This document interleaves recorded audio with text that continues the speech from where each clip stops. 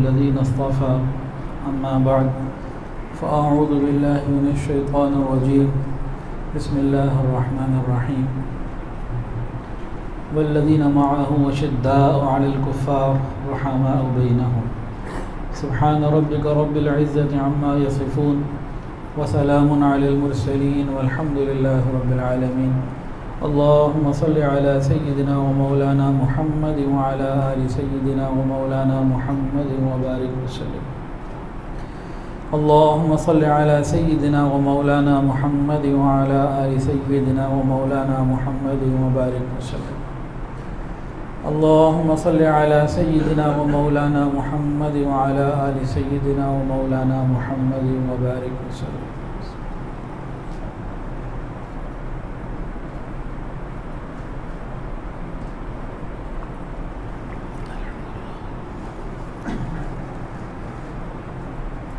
محرم کا مہینہ یہ اسلامی سال کا پہلا مہینہ ہے۔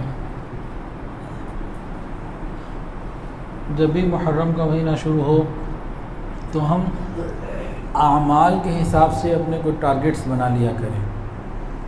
جب بھی نیا سال شروع ہوتا ہے نا، جتنی بھی کمپنیز ہیں یہ اگلے سال کے لیے ٹارگٹس بناتی ہیں کہ ہمیں پچھلے سال یہ کیا، اس سال اتنے % امپروو کرنا ہے۔ جو ملازم پیشہ لوگ ہوتے ہیں وہ امید میں ہوتے ہیں کہ سال پورا ہو گیا، نئے سال میں ہمیں انکریمنٹ ملے گا، کچھ ترقی ہو جائے گی۔ تو دنیاوی معاملات میں تو ہم یہ سب کرتے ہی ہیں، تو دینی معاملات میں بھی ہم اس کی فکر کریں، اس وجہ سے بھی کریں کہ ہماری زندگی ایک سال اور کم ہو گیا، ہم اپنی قبر کے اور قریب ہو گئے۔ تو اگر ہم نے پچھلے سال 1,00,000 روپے صدقہ زکوٰۃ دیا تو اس سال اس سے زیادہ کی فکر کریں۔ فرض روزے تو رکھنے ہی ہیں، لیکن نفلی روزے اگر ہم نے کم رکھے ہیں تو اس سال کچھ زیادہ رکھیں۔ تو مختلف اعتبار سے ہم اس کی فکر کریں۔ پچھلے سال اگر تہجد پابندی سے نہیں پڑھی تو اور بہتر کریں، اگر تہجد پابندی سے پڑھ لیں تو مزید اور دیکھیں کیا ہم بہتر کر سکتے ہیں۔ تو آخرت کے اعتبار سے بھی ہم کوئی ٹارگٹس بنائیں گے۔ اس کے علاوہ محرم کا مہینہ جب شروع ہوتا ہے تو بعض چیزیں ایسی ہیں جو ہمیں کرنی ہیں، جس میں 10 محرم کا روزہ ہے، 9 محرم کا روزہ ہے، یہ رکھنا چاہیے۔ اور جب بھی 10 محرم کا روزہ آپ رکھیں تو جو بات کرنے لگا ہوں اس کو یاد رکھیں، دل کی گہرائی سے ان باتوں کو سنیں، دل کی گہرائی سے۔ ہم میں سے تقریباً سب لوگوں نے 10 محرم کا روزہ ضرور رکھا ہوگا، لیکن اکیلے 10 محرم کا نہیں رکھا ہوگا، 9 یا 11 کو جوڑا ہوگا۔ ایسا ہی ہے جی؟ کیوں ایسا ہے؟ اس کو سمجھنا ہے۔ حضور صلی اللہ علیہ وسلم 10 محرم کا روزہ مکہ میں بھی رکھتے تھے، مدینہ میں بھی رکھتے تھے۔ پرانی امتوں میں یہ سلسلہ چلا آ رہا ہے، 10 محرم کی عظمت اور حرمت پرانی چلی آ رہی ہے۔ اور شروع اسلام میں 10 محرم کا روزہ فرض تھا، سنت نفل مستحب نہیں، فرض تھا۔ جب رمضان کے مہینے کے روزے فرض ہو گئے تو یہ نفل رہ گیا، نبی علیہ السلام پھر بھی رکھتے رہے۔ اور ساری زندگی آپ نے اکیلے 10 کا رکھا، آپ نے 9 کا نہیں رکھا، 11 کا نہیں رکھا۔ مکہ میں آپ 10 محرم کا روزہ، توجہ کیجیے گا، مکہ میں آپ 10 محرم کا روزہ رکھتے رہے، مدینہ میں بھی رکھتے رہے۔ آخر عمر مبارک میں جا کے معلوم ہوا کہ یہودی بھی 10 محرم کا روزہ رکھتے ہیں۔ بھئی کیوں رکھتے ہیں؟ انہوں نے کہا فرعون کو اللہ نے غرق کیا، موسیٰ علیہ السلام کو نجات دی، شکرانے میں رکھتے ہیں۔ نبی علیہ السلام نے فرمایا کہ ہم اس بات کے زیادہ مستحق ہیں کہ ہم یہ شکر ادا کریں۔ اور پھر جب آپ کو پتہ لگ گیا کہ یہودی بھی رکھتے ہیں تو آپ نے فرمایا کہ ان کی مخالفت کرنی ہے، تم 9 یا 11 کو ملا لینا۔ اصل 10 ہے، 9 یا 11 کو کیوں؟ کہ یہود و نصارہ کی مخالفت کرنی ہے۔ اور ہم لباس میں، کرتوت میں، اعمال میں انہی کی مشابہت کریں، کیا شکل دکھائیں گے اپنے حبیب کو قیامت کے دن؟ ایک تو 10 محرم کا دن ہے، عظمت والا دن ہے۔ اس دن 3 کام کرنے کے ہیں۔ پہلا کام روزہ ہے 9 یا 11 کو جوڑ کے، دوسرا کام توبہ ہے، اور تیسرا کام اپنے گھر والوں پر اپنی استعداد کے اندر رہتے ہوئے رزق کے اندر گنجائش دینا، وسعت پیدا کرنا، کھلا کرنا 10 محرم کے دن۔ جو شخص یہ عمل کر لیتا ہے اگلا 1 سال اس کے گھر میں اللہ تعالیٰ رزق میں برکتیں رکھ دیتے ہیں۔ اچھا، کن پہ برکتیں کرنی ہیں؟ گھر والوں پر نا۔ اچھا جی، اگر آپ مجھے یہ دعوت دیں کہ جی اپنے گھر والوں کے ساتھ آ جائیں، ہمارے گھر دعوت ہے، تو میں اپنے سارے مریدین کو لے کر پہنچ جاؤں تو کیسا لگے گا بتائیں؟ جواب دیں، اچھا نہیں لگے گا نا۔ یا میں آپ کو بلاؤں جی اپنے گھر والوں کے ساتھ آ جائیں، پوری مسجد آ جائیں، میں کہوں جی اقبال صاحب جو ہے نا یہ اپنے گھر والوں کے ساتھ آ جائیں، وہ جناب پوری مسجد لے آئیں، میں کیا کہوں گا جی کہ یار کیا آپ نے کیا سمجھا ہوا ہے؟ تو 10 محرم میں وسعت کس کو کرنی ہے؟ کھلانا پلانا کس کو ہے؟ گھر والوں کو۔ اب جس نے جو سمجھنا ہے اس سے وہ سمجھ لے، عقل اگر ہے تو اس کو استعمال کر لی جائے۔ گھر والوں پہ وسعت کا کہا ہے، یہ نہیں کہا اب پکا پکا کے محلے میں بانٹی جا رہی ہیں چیزیں۔ جتنا حدیث میں آیا ہم اس کو سمجھیں۔ گھر والے کون ہیں؟ بس سادہ سی بات ہے، کوئی مشکل نہیں۔ پھر محرم میں یکم محرم الحرام، حضرت عمر فاروق رضی اللہ تعالیٰ عنہ کی شہادت کا ایک المناک واقعہ پیش آتا ہے۔ آج اسی کی کچھ تفصیل ذکر کرنی ہے انشاءاللہ، تھوڑی سی ہو سکتی ہے، وقت ہی تھوڑا سا ہوتا ہے۔ اور پھر 10 محرم الحرام کو حضرت حسین ابن علی رضی اللہ تعالیٰ عنہ کی شہادت کا میدان کربلا میں ایک کربناک واقعہ پیش آیا، تو اس کو انشاءاللہ اگلی حاضری پہ رکھیں گے، کیونکہ مختصر وقت میں ایک بات بھی پوری نہیں ہونی تو دونوں تو ہو ہی نہیں سکتی۔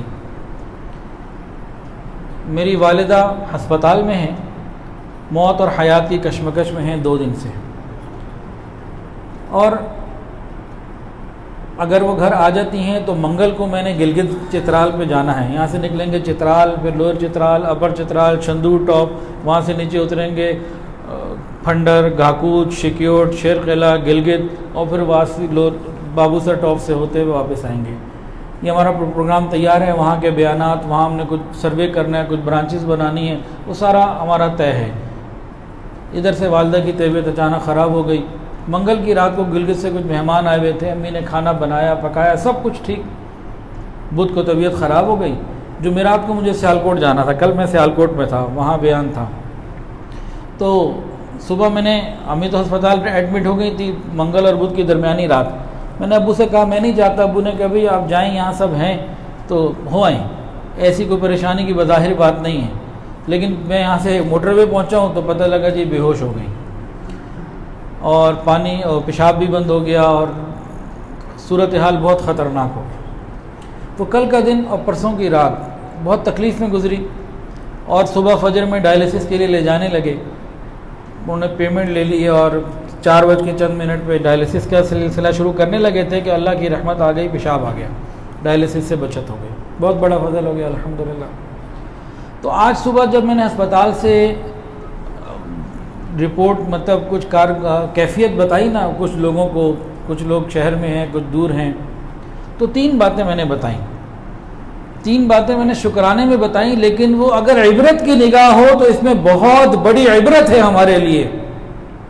میں نے ایک تو یہ بتایا کہ الحمدللہ جو موشن لگے ہوئے تھے کم ہو گئے، دوسرا یہ بتایا بے ہوشی باقی ہے، ہوش نہیں آیا، لیکن اب نرس جب ہاتھ لگاتی ہے تو ہاتھ پیچھے کرتی ہیں، کل سے تو وہ بھی کیفیت بھی نہیں تھی، یعنی احساس ہی نہیں تھا، امپروومنٹ کی طرف ہے یہ۔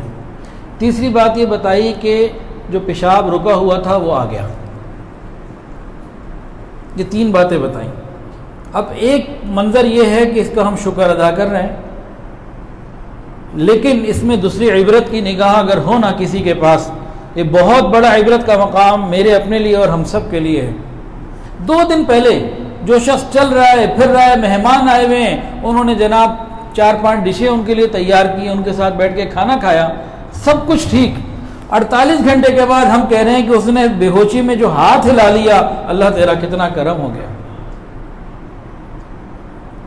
ہم تو سارا دن چلتے پھرتے ہیں، ہم نے اپنی اس حرکت کا، موومنٹ کا شکر کہاں ادا کیا؟ 2 دن میں اتنی کیفیت بدل گئی کہ بے ہوشی کی حالت میں ہاتھ ہلنے کو ہم کہہ رہے ہیں اللہ تیرا کتنا کرم ہو گیا۔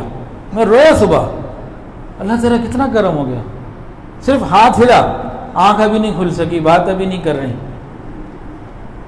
دوسرا کس بات پہ شکر؟ پیشاب آنے پہ، کہ جو بدھ سے بند ہو گیا تھا اور ایک تکلیف سمجھ میں نہیں آ رہی تھی، اور ڈائلیسس کے لیے انہوں نے رات کو سارے کام کر لیے تھے کہ بس اب ڈائلیسس کرنا ہے، پیمنٹ بھی لے لی، صبح لے بھی گئے، اور وہ ڈائلیسس نہیں ہوا، پیشاب آ گیا۔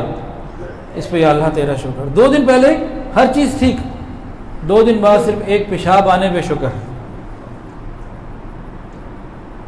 اور تیسری بات، جو موشن بہت زیادہ آ گئے تھے وہ کم ہوئے، ابھی بند نہیں ہوئے، تو ہم سوچ رہے ہیں کتنی ریکوری آ گئی۔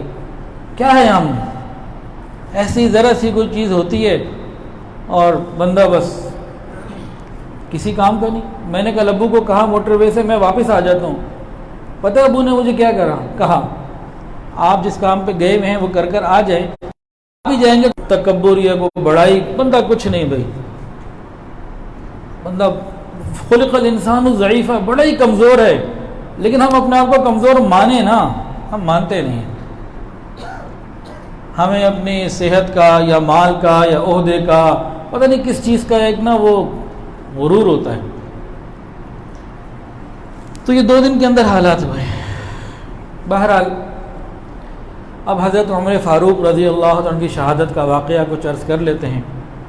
آپ کے فضائل تو بے حساب ہیں۔ آپ کی فضیلت میں ایک فضیلت تو یہ ہے، نبی علیہ الصلوۃ والسلام نے ارشاد فرمایا اگر میرے بعد کوئی نبی ہوتا تو عمر ہوتے۔ اتنا بڑا مقام، عمر جس راستے سے گزرتا ہے شیطان راستہ چھوڑ دیتا ہے۔ فرمایا کہ عمر کی زبان اور دل پر اللہ نے حق کو جاری کر دیا۔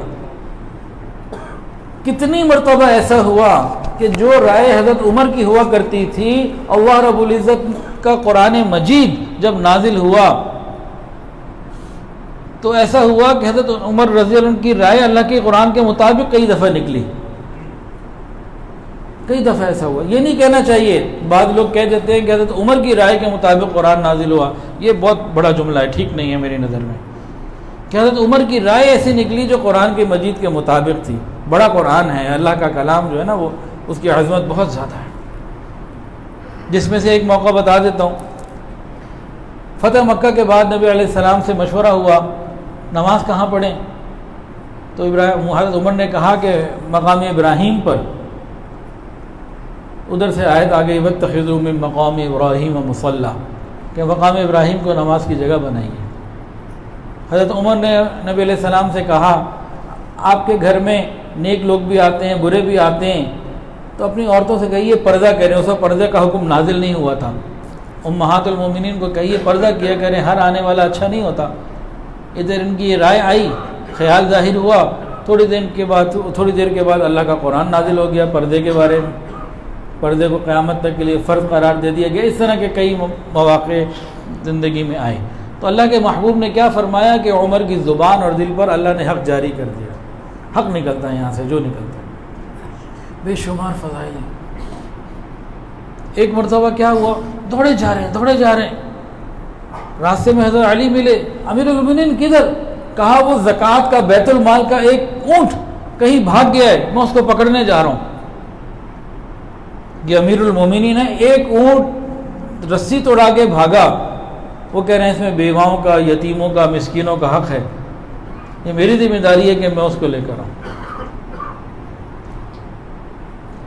ایک مرتبہ احنف ابن قیس رضی اللہ تعالیٰ عنہ صحابی ہیں، یہ ایک جماعت کے ساتھ آئے حضرت عمر سے ملنے مدینہ، پوچھا کدھر ہے؟ کہا کہ وہ فلانی جگہ پہ جہاں بیت المال کے اونٹ ہوتے ہیں وہاں ہیں۔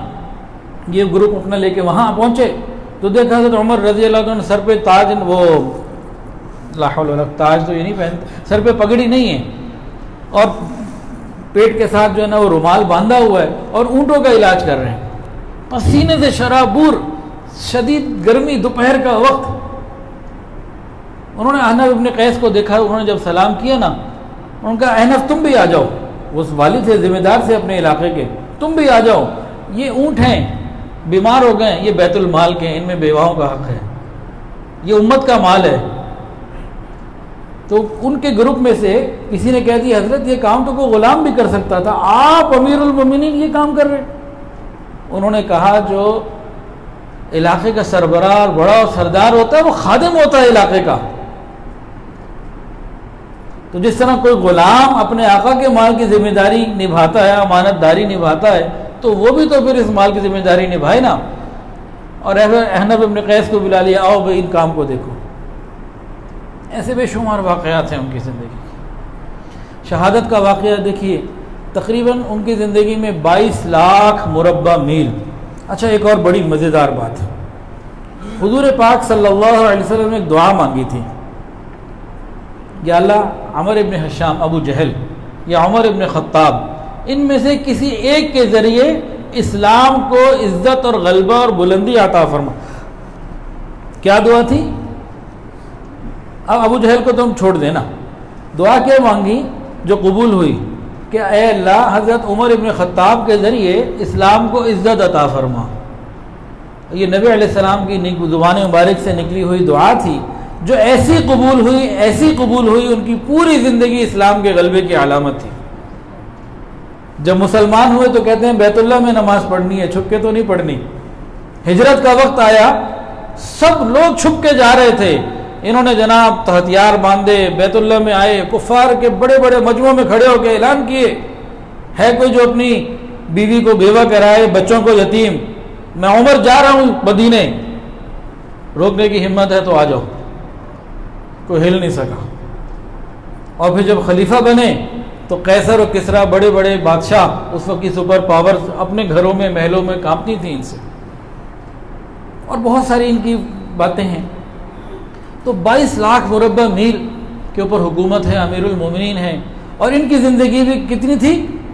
حضور پاک صلی اللہ علیہ وسلم کی مبارک عمر 63 سال, صدیق اکبر کی 63 سال, ان کی 63 سال, اور حضرت علی کی 63 سال. اب یہ آخری سال تھا زندگی کا, تو یہ مکہ آئے, حج وغیرہ کیا, اور وہاں ارادہ کیا کہ اگلے سال میں انشاءاللہ عراق, ایران اور مصر اور فلاں جن ریاستوں میں نہیں گیا وہاں جاؤں گا, کیونکہ ملک پہ ملک فتح ہوتے جا رہے ہیں, مسلمانوں کا علاقہ بڑھتا چلا جا رہا ہے, وہاں جاؤں گا. اب یہ تو نہیں معلوم تھا کہ اگلا سال زندگی میں ہے نہیں, محرم میں ہی شہادت لکھی ہے. ایک دعا اور مانگی, یا اللہ بوڑھا ہو گیا ہوں, اب اتنی ہمت نہیں ہے, مہربانی کر کے اپنی ملاقات ہی کروا دیا. دعا کیا مانگی؟ اللہم ارزقنی شہادتا فی سبیلک واجعل قبری فی بلد حبیبک. اللہ شہادت کی موت عطا فرما اور اپنے حبیب کے شہر میں دفن ہونا نصیب فرما. یہ مانگ. ہاں اگر دفن ہو تو شہادت نہیں ملے گی, اور وہاں شہید ہو تو وہاں سے سینکڑوں میل ادھر لے کے کون آئے گا, تو کیسے قبول ہوگی؟ پوائنٹ سمجھ میں آ گیا نا. تو یہ انہوں نے مانگا. اب دیکھیں, مانگنے والے کا کام ہے مانگنا, وہ بھی دینے والے کی شان اپنی جدا ہے, اس کو ذکر کرتے ہیں. آپ لوگوں کی ہڈی مجھے لگتا ہے زیادہ تیز ہے, جلدی آگے بڑھ جاتی ہے. تو حضرت عمر فاروق رضی اللہ تعالیٰ عنہ مکہ سے مدینہ آ گئے تھے, دعائیں بھی تھیں, یہ بھی مانگا ہوا تھا. ایک صحابی تھے مغیرہ ابن شعبہ رضی اللہ تعالیٰ عنہ, ان کا ایک غلام تھا, ایرانی تھا, مجوسی, آگ پرست, فیروز لولو اس کا نام تھا. وہ حضرت عمر کے پاس کسی طریقے سے آیا, کہنے لگا کہ جو میرے مالک ہیں مجھ پر ظلم کرتے ہیں, مجھ سے زیادہ پیسے لیتے ہیں. بھئی آپ کام کیا کرتے ہیں اور پیسے کتنے لیتے ہیں؟ اس نے کہا جی میں نقاش بھی ہوں, میں جناب لوہے کا بھی بڑا زبردست کاریگر ہوں, اور 3 چیزیں اس نے بتائیں کہ میں تو اتنے 3 میری فیلڈز ہیں, 3 طرح کے میرے بزنس ہیں. کتنے پیسے لیتے ہیں؟ 2 درہم روز لیتے ہیں روزانہ کا کے کام میں. تو بھئی جتنے بڑے تم کام کرتے ہو تو 2 درہم تو بہت معقول ہے, کم ہے, تو زیادہ نہیں ہے. زیادہ بھی وہ کرنا چاہے تو کر سکتے تھے. اس نے کہا لگتا ہے مجھے آپ کے دربار سے نا انصاف نہیں ملے گا. خیر, پھر حضرت عمر نے اس سے پوچھا, وہ چکیاں بھی بناتا تھا, پوچھا تو میرے لیے ایک چکی بنا دو. تو پتہ کیا کہا؟ آپ کو جناب میں ایسی چکی بنا کے دوں گا مغرب اور مشرق میں اس کے چرچے ہوں گے. وہ جب چلا گیا, یہ جب اس نے بات کہی تو حضرت عمر نے صحابہ کو بتایا اس نے مجھے میرے قتل کی دھمکیاں دی. میں نے کہا پھر گرفتار کر لیتے ہیں, آپ امیر المومنین ہیں, آپ کے شہر میں یہ کوئی دھمکی آپ کو دے تو کریں گرفتار. کس بات پہ گرفتار کیا؟ تو کچھ نہیں. اس نے تو ایک بات ایسی کہی ہے جس سے مجھے لگ رہا ہے اس نے مجھے سیدھا جو ہے نا وہ قتل کی دھمکی دی ہے۔ اب امیر المومنین چاہتے تو اس کو کچھ بھی کر سکتے تھے۔ خیر، یہ انتہائی تیز اور خنجر چلانے میں ماہر تھا، اور یہ کوئی 2 درہم کی بات نہیں تھی، پیچھے کوئی سازش تھی، کیا تھا۔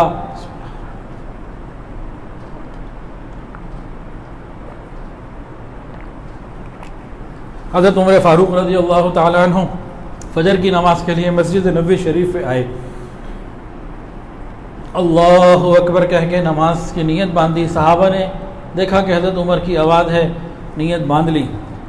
یہ کہیں صف میں کھڑا ہوا تھا، اس نے اپنا خنجر نکالا، اور چند لمحات میں بعض روایت میں کہ 6 زخم لگائے، اور بعض میں ہے کہ 9 انتڑیاں کٹ گئیں اور آپ گر گئے۔ جیسے ہی آپ گرے ہیں، کاش ہمیں یہ بات سمجھ میں آ جائے، امیر المومنین نیچے گر گئے، پیچھے عبد الرحمن ابن عوف کھڑے تھے، ان کو آگے مصلی پہ کھڑا کر دیا۔ انہوں نے مختصر قرات کے ساتھ جلدی جلدی نماز مکمل کرائی۔ کربلا میں حضرت حسین رضی اللہ تعالی عنہ نے تلواروں کے سائے میں نماز نہیں قضا کی، سجدہ کیا، نماز ادا کی۔ ادھر حضرت عمر فاروق رضی اللہ تعالی عنہ شہید مطلب زخمی ہو کے نیچے گر گئے، لیکن نماز پوری امت نے، اس جو نمازی تھے سب نے نماز پڑھی۔ ہم تو کرکٹ اور فٹ بال کے میچ کے لیے ویسے ہی نمازیں قضا کر دیتے ہیں، بلا وجہ ہی کر دیتے ہیں۔ اب صفیں بڑی سیدھی بناتے تھے حضرت عمر، جیسے حدیث میں آتا ہے، جگہ نہیں چھوڑتے تھے، بالکل جڑ جڑ کے بناتے تھے۔ اب یہ جب ان کو حملہ کر کے بھاگنے لگا نا، تو ایک صحابی تو آگے آگے سے کچھ گنجائش ہو گئی تھی، وہاں سے نکلا، لیکن یہ جب نکلنے لگا تو پچھلا حکم یہ ہے کہ پچھلا بندہ آگے آ جائے، وہ آگے آ چکے تھے۔ اب صفیں بندی میں تھی، یہ بھاگ نہیں سکا، مسجد سے نکل نہیں سکا، اس نے 13 یا 17 صحابہ کو زخمی کر دیا۔ حضرت عمر تو 27 ذی الحجہ تھی، یکم محرم کو شہید ہوئے ہیں۔ حضرت عمر کی شہادت سے پہلے 9 صحابہ اس کے بعد سے شہید ہو چکے تھے۔ اتنا تیز تھا چلانے میں خنجر کو۔ اب صحابہ نے نماز پوری کی، اور کیا کہتے ہیں، اس کو جب پکڑا، اس نے پھر اپنے ہی خنجر سے اپنے آپ کو ختم کر لیا۔ یہ تو یہاں واقعہ پیش آیا۔ اب حضرت عمر کا جب ہوش آیا نا، اب یہ باتیں ہوش کے کانوں سے سنیے، خدا کے لیے دل کے کانوں سے سنیے۔ ایک تو حضرت عمر نے یہ پوچھا کہ بتاؤ مجھ پہ حملہ کرنے والا کون تھا؟ تو لوگوں نے بتایا مجوسی تھا۔ کہنے کہ الحمدللہ، اللہ کا شکر ہے کسی مسلمان کے ہاتھ سے یہ کام نہیں ہوا۔ اس کے بعد ان کو زخمی حالت میں گھر لے جایا گیا۔ گھر جانے کے بعد یہ لوگ اول وقت میں نماز پڑھ رہے تھے، اور جب گھر جانے کے بعد کچھ وقت تھا ابھی قضا ہونے میں، سورج نکلنے میں، ان کا سگا بیٹا عبداللہ ابن عمر نے 3 مرتبہ کہا ابا جان نماز نہ قضا ہو جائے۔ انہوں نے تیمم کیا، خون نہیں رکا، اور بہرحال انہوں نے پھر نماز بھی اسی حالت میں ادا کی۔ ہمیں تو کھانسی آ جائے تو مسجد چھوڑ دیتے ہیں جی، انہوں نے نماز ادا کی، بار بار بے ہوش ہو رہے تھے۔ دوائی دی گئی تو انتڑیوں کے ساتھ جو دودھ پیا تھا دوائی وغیرہ ملا کے وہ باہر نکل گیا۔ انہیں یقین ہو گیا کہ مجھے شہادت کا جو وقت تھا میرا وہ آ چکا، اور شہادت کا یقین ان کو شروع سے تھا کہ جب نبی علیہ السلام ایک پہاڑ پہ چڑھے، پہاڑ ہلا، آپ نے اس کو فرمایا ٹھہر جا، تیرے اوپر ایک نبی، ایک صدیق اور 2 شہید ہیں۔ نبی علیہ السلام، صدیق اکبر، اور 2 شہید، ایک حضرت عمر، ایک حضرت عثمان۔ تو یقین تھا ان کو کہ مجھے شہادت تو ملنی ہے۔ اب جب انہیں سارے حالات دیکھ کے یقین آ گیا نا کہ اب مجھے دنیا سے جانا ہے، اب شہادت کا وقت قریب ہے، تو اب کئی باتیں ہو رہی ہیں۔ ایک بات تو انہوں نے یہ کی، آنے والے خلیفہ کے لیے بہت ساری ہدایات جاری کی، ان طبقات کا ایسے ایسے خیال کرنا، ان امور کا ایسے ایسے خیال کرنا۔ پھر 6 لوگوں کی انہوں نے نامینیشن دے دی، ان 6 میں سے مسلمان آپس میں مشورہ کر کے کسی ایک کو خلیفہ بنا لیں۔ حضرت عثمان، حضرت علی، عبد الرحمن ابن عوف، حضرت سعد بن ابی وقاص، ابو طلحہ، حضرت زبیر رضوان اللہ تعالی علیہم اجمعین، سارے عشرہ مبشرہ میں سے ان 6 میں سے کسی ایک کو بنا لیں، مسلمان آپس کے مشورے سے۔ اور پھر اپنے بیٹے کو کہا کہ میرے اوپر اتنا 80-86 ہزار درہم قرضہ ہے، میری فلاں پراپرٹی سیل کر کے میرا وہ قرضہ ادا کر دینا، تاکہ اللہ کے ہاں میں مقروض نہ پہنچوں۔ اس کے بعد حضرت عمر نے اپنے بیٹے کو کہا عبداللہ ام المومنین امی عائشہ کی خدمت میں حاضر ہو، اور ان سے جا کے عرض کر دو یہ نہ کہنا کہ امیر المومنین نے بھیجا ہے، مت یہ کہنا کہ مجھے میرے والد عمر ابن خطاب نے بھیجا ہے، وہ اپنے ساتھیوں کے ساتھ دفن ہونے کی اجازت چاہتا ہے۔ مدینہ میں تو کوہرام مچا ہوا تھا، ہر دل عزیز مومن امیر المومنین زخمی ہیں اور حالات ویسے ہیں کہ خطرے کی پوزیشن ہے۔ عبداللہ ابن عمر اپنے والد کی بات سن کے امی عائشہ کے پاس گئے، وہ وہاں بیٹھی ہوئی رو رہی تھیں۔ انہوں نے جا کے کہا کہ میرے والد عمر ابن خطاب نے یہ کہا ہے اگر آپ مہربانی فرمائیں تو مجھے یہاں جگہ مل جائے، میں اپنے ساتھیوں کے ساتھ دفن ہونا چاہتا ہوں۔ امی عائشہ نے فرمایا کہ جگہ تو میں نے اپنے لیے رکھی ہوئی تھی، ایک طرف میرا باپ ہے اور ایک طرف میرا خاوند ہے، اور اپنے لیے سوچی ہوئی تھی، لیکن میں عمر کو اپنے اوپر ترجیح دیتی ہوں، میں اجازت دیتی ہوں کہ ٹھیک ہے، عمر کو یہ جگہ میں نے دے دی۔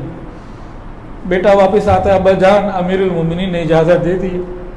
ان کی دیانت اور امانت کو دیکھیے، امیر المومنین کہنے لگے عبداللہ نہیں ایسے نہیں، ہو سکتا ہے میرے شرم میں ہے اجازت دے دی ہو، زندگی کے معاملات اور ہوتے ہیں، آنکھ بند ہونے کے بعد ذرا لوگ بدل بھی سکتے ہیں اور معاملات بدل جایا کرتے ہیں، اس وقت یہ شرم اور حیا نہیں ہوتی، آنکھوں کی ایک شرم ہوتی ہے نا، انسان دل نہیں چاہ رہا ہوتا تو بدل بھی جاتے ہیں بعض مرتبہ۔ میرے مرنے کے بعد میرا جنازہ لے کے جانا امی کے دروازے پہ، اجازت دیں تو وہاں دفن کر دینا ورنہ بقی لے جانا۔ انہوں نے کہا ٹھیک ہے۔ پھر حضرت عمر فاروق رضی اللہ عنہ یکم محرم کو جب بالکل آخری وقت قریب آ گیا، اپنے بیٹے کو کہا مجھے مٹی پہ زمین پہ لٹا دو۔ بیٹے نے سر سے نیچے تکیہ نکال دیا، نیچے زمین پہ تو نہ لٹایا، کہا تجھے کیا ہو گیا، ناراض ہوئے اس کے اوپر، اور پھر اللہ تعالیٰ سے بات کرنے لگے، اللہ اگر تیری رحمت کی نظر آج عمر پہ نہ ہوئی، عمر تباہ ہو گیا، عمر کی ماں بھی تباہ ہو گئی، عمر تباہ ہو جائے گا، اللہ اگر تیری رحمت کی نظر آج عمر پہ نہ پڑی۔ یہ کون ہے جن کے بارے میں جنت کے اعلان ہے؟ میں، میرے ساتھی ابو بکر اور عمر، جن کے بارے میں جنت کے اعلان ہے وہ ڈر رہے ہیں۔ ایک صحابی نے کہا بھی آپ اطمینان رکھیں، کہ نہیں مجھے اس وقت دھوکے میں نہ ڈالو، میں اپنے رب کے ساتھ مناجات میں لگا ہوا ہوں۔ اس طریقے سے بہرحال حضرت عمر فاروق رضی اللہ تعالیٰ اللہ تعالیٰ سے بات کرتے کرتے پھر شہید ہو گئے۔ حضرت صہیب رومی رضی اللہ عنہ نے نماز جنازہ ادا کی، انہوں نے وصیت کی تھی، انہوں نے پڑھائی، صحابہ نے پڑھی، میت تیار ہو گئے، جنازہ تیار ہو گیا۔ جب مسلمان جنازے کو لے کے نکلے تو میں عائشہ کے حجرے کے پاس جا کے رکھ دیا۔ عبداللہ ابن عمر پھر گئے، امی میرے باپ امیر المومنین نہیں، میرے باپ عمر ابن خطاب کی خواہش ہے وہ یہاں دفن ہونا چاہتے ہیں، اگر آپ اجازت دیں تو ہم یہاں لے آئیں، قبر یہاں بناتے ہیں، نہیں تو لے جاتے ہیں بقی میں۔ امی روتی ہوئی پردہ کیا اور چلی گئیں اور کہا اجازت تو میں دے چکی ہوں۔ اب اندر لایا گیا، قبر کھودی گئی، قبر میں بعض صحابہ اترے، دفن کیا گیا، مٹی ڈالی جا رہی تھی، قبر کی جو تیاریوں کے مراحل ہوتے ہیں۔ اس وقت ایک صحابی عبداللہ ابن عباس فرماتے ہیں کہ میں نے دیکھا کہ میرے کندھوں کے اوپر کسی نے اپنے کونیاں رکھ دیں، کوئی پیچھے سے آیا اور ایسے کونیاں میرے رکھ دیں، اور کہہ رہا تھا کہ عمر مجھے یقین تھا کہ یہ جگہ تجھے ہی ملے گی، حضور پاک صلی اللہ علیہ وسلم کے قدموں کی جگہ، عمر مجھے یقین تھا کہ یہ جگہ تمہیں ہی ملے گی۔ کہتے ہیں کہ میں نے مڑ کے دیکھا تو امام المتقین امام الاولیاء حضرت علی رضی اللہ تعالیٰ عنہ تھے، اور وہ کہہ رہے تھے کہ عمر مجھے یقین تھا کہ یہ جگہ تجھے ہی ملے گی، کہ میں نے 2-4 دفعہ نہیں بے شمار دفعہ حضور کی زبان سے سنا ہے، میں ابو بکر اور عمر گئے، میں ابو بکر اور عمر آئے، میں ابو بکر اور عمر، میں ابو بکر اور عمر دنیا میں بھی ساتھ، آخرت میں بھی ساتھ، میں نے نبی علیہ السلام کا نام آپ دونوں کے ساتھ اتنی مرتبہ سنا ہے، مجھے یقین تھا یہ جگہ آپ کے سوا کسی کو نہیں مل سکتی۔ تو حضرت عمر فاروق رضی اللہ تعالیٰ عنہ کو یکم محرم الحرام کو شہید کر دیا گیا، لیکن جاتے جاتے بھی امت کے حقوق کا خیال رکھا، اور جاتے جاتے اپنی نمازیں ادا کی، اور جاتے جاتے اپنے قرضوں کی ادائیگی کی فکر بھی کی۔ یہ کچھ باتیں ہیں نا ہمارے لیے سمجھنے والی۔ امیر المومنین گرے ہوئے ہیں، لیکن صحابہ نے نماز پڑھی. نماز کا اتنا مقام ہے. حضرت حسین رضی اللہ عنہ کربلا میں نماز پڑھی, تلواروں کے سائے میں, چھوٹا بچہ ہاتھ میں, ایک تیر دشمن نے مارا, کسی بدبخت نے, اس بچے کے گلے میں لگا, بچہ شہید. اس بچے کو ہاتھ میں لے کے اللہ سے دعائیں بھی کی, اور بہرحال اس میدان میں بھی نماز قضا نہیں ہونے دی. جہاں پانی بند ہے, جہاں اور تکلیفیں ہیں, نماز نہیں قضا ہونے دی. اب جمعے کے جمعے ہم نماز پڑھنے آ جائیں اور سمجھیں کہ ہم جناب جنت میں جائیں گے, اور یہی سمجھیں کہ ہماری غلطی کیا ہے, کیوں ہمارے اوپر پریشانی آتی ہیں, تکلیفیں کیوں آتی ہیں, کیا غلطی ہو گئی ہماری. کتنے لوگ ہیں ہم میں سے, عام جملہ, پتہ نہیں کیا غلطی ہو گئی ہماری, پتہ نہیں کون سا قصور ہو گیا, پتہ نہیں کون سا گناہ ہو گیا. فجر دیکھو تو پتہ ہی نہیں.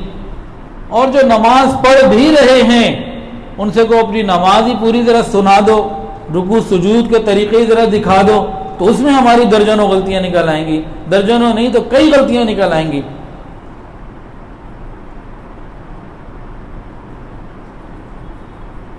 ہم کہتے ہیں ہم نے کون سی غلطی کر لی, پتہ نہیں کس بات کی سزا آ گئی. ہم تو اپنی نماز کا اہتمام ابھی تک اپنی زندگی میں صحیح نہیں کر سکے. اور تو باقی حقیقی باتیں ہیں. اچھا, حضرت عمر فاروق رضی اللہ تعالیٰ نے جو دعا مانگی تھی, اللہ اپنے راستے کی شہادت عطا فرما اور اپنے حبیب کے شہر میں دفن ہونا نصیب فرما. مانگنے والے نے مانگا اپنی چاہت کے مطابق, اپنے ذوق اور ظرف کے مطابق. لوگوں نے سمجھا کیسے پورا ہوگا, بڑا ناممکن مانگ لیا. لیکن دینے والا جب دینے پر آیا تو پھر اس نے اپنی شان کے مطابق دیا.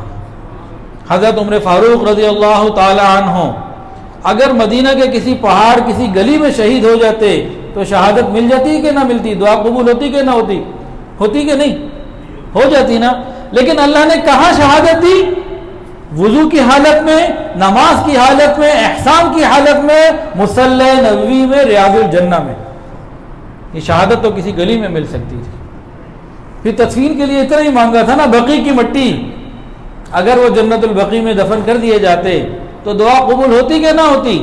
مانگنے والے نے تو فقط بقیع کی مٹی مانگی, دینے والے نے نبی کے قدموں کی مٹی دے دی. فرمایا مٹی سے مجھے بنایا گیا, مٹی بچ گئی ابو بکر کو بنایا گیا, اور بچ گئی عمر کو بنایا گیا. پھر خاک ساری اللہ نے اکٹھی جمع کر دی. تینوں کو اللہ نے ایسے جمع کر دیا کہ حضور پاک صلی اللہ علیہ وسلم اپنی قبر مبارک میں حیات ہیں. رسول اللہ صلی اللہ علیہ وسلم, حضرت ابو بکر کو بھی اللہ نے وہاں بھیج دیا, حضرت عمر رضی اللہ عنہ کو بھی وہاں بھیج دیا. ابھی وہیں سے اٹھیں گے. ریاض الجنہ وہ جنت کا حصہ ہے, اور قیامت کے دن یہ اکٹھے اٹھیں گے. ایک دفعہ نبی علیہ السلام آ رہے تھے, ادھر سے ابو بکر کا ہاتھ پکڑا ہوا, ادھر سے عمر کا ہاتھ پکڑا ہوا, اور بڑے خوشی سے صحابہ موجود تھے. کہا جنت میں بھی قیامت کے دن میں ہم ایسے ہی اٹھیں گے, ایسے ہی ساتھ ہوں گے. اللہ نے کیسے ملایا.